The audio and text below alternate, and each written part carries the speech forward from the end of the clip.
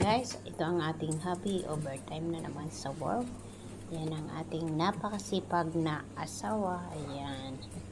Siya naglilibot-libot siya dito sa palace. So, nabiglang niya ang bisita sa spa.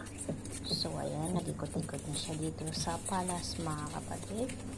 Ganyan ang ating masipag na asawa. Babalik yan mga alas 2 na ng madaling araw na tapos ang kanyang work, or alas 3 more, kasi ganon siya magtrabaho, mga kapatid. Talagang hataw siya magtrabaho, naka night shift siya, mga kapatid. So that's why madaling araw siya nakaka-uwi.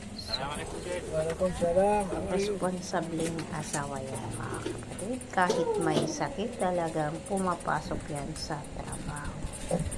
So, ayan guys. Ayan. Punta na tayo dito sa harapan ng palasyo. So, ayan. Mga kapatid, follow, subscribe my channel. Thank you for watching.